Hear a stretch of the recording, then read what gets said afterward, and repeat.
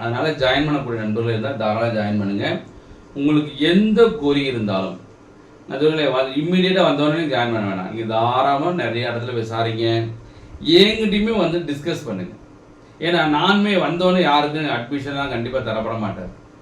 அந்த ஸ்டூடெண்ட் வரணும், பேரண்ட்டு வரணும், அந்த ஸ்டூடெண்ட் 100% படிக்கிறேன் அப்படின்னு சொல்லி திங்கிங் இருந்தால் தான் படிக்க வைக்க முடியும். ஏன்னா பேரண்ட்டை கம்பல் பண்ணி வச்செல்லாம் படிக்க வைக்க முடியாது.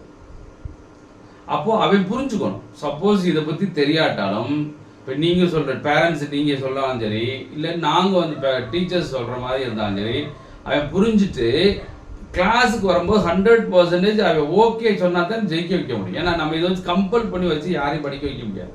ஏன்னா அந்த மாதிரி ஃபீல்டு 24 hours நம்ம ஆல்வேஸ் திங்கிங் அபவுட் ஸ்டடீஸ். அப்படி இருந்தால் தான் ஜெயிக்க வைக்க முடியும்.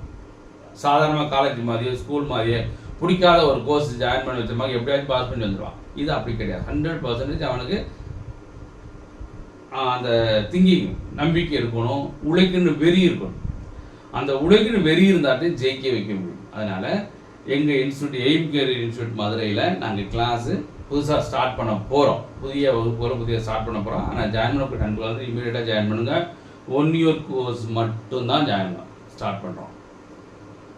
ஏன்னா எதுக்காக நான் 1 வருஷம் கோர்ஸ் பண்ணுறோம், எதுக்காக லிமிட்டடாக நான் பண்ணுறேன் அப்படின்னா, மினிமம் 1 வருஷம் படித்தா தான் நம்ம சென்ட்ரலுக்கு ஒரு ஜாபுக்கு போகணுன்னாலே நம்ம எழுதுறது பூரா வேலை வாங்கணும்னு நினச்சிங்கன்னா குறைஞ்சபட்சம் 1 வருஷம் வச்சு படிக்கணும். புரிஞ்சுதா? அப்போது அந்த மாதிரி நாங்கள் கிளாஸ் எடுத்துகிட்ருக்கோம். இப்போ ஆப்டிடியூடுக்கு தனியாக நான் எடுத்துகிட்டு இருக்கேன், ரீசனிங் தனியாக மேடம் எடுக்கிறாங்க, ஜிகேக்கு தனியாக வராங்க. ஸோ அதனால் உங்களுக்கு என்ன டவுட் இருந்தாலும் இம்மிடியேட்டாக கிளியர் பண்ணிடுவோம். ப்ரீவியஸ் கொஷின் டிஸ்கஸ் பண்ணுவோம், புக்கு நாங்களே கொடுத்துருவோம், எல்லாமே உண்டு. நோட்டு மட்டும்தான் நீங்கள் வாங்கிட்டு வரணும். அதனால் ஒரு வழிகளே தெரியாமல் இருக்கீங்க அப்படின்னா தாராளமாக வாங்க, இலவச ஆலோசனை கொடுக்குறோம். நீங்கள் ஜாயின் பண்ணுறதுக்கு முன்னுக்கு எப்போவுமே நான் சொல்கிறதான் 1000 முறை யோசிக்க வேண்டும். நீங்கள் ஒரு வேக்கு வரீங்க, இந்த வழிக்கு வாரீங்க அப்படின்னா, இப்போ சென்ட்ரல் கவர்மெண்ட் ஜாப் தான் எனக்கு வேணும்னு நினச்சி வாரீங்க அப்படின்னு சொன்னால் 100 இல்லை 200 1000 முறை யோசிக்கணும்.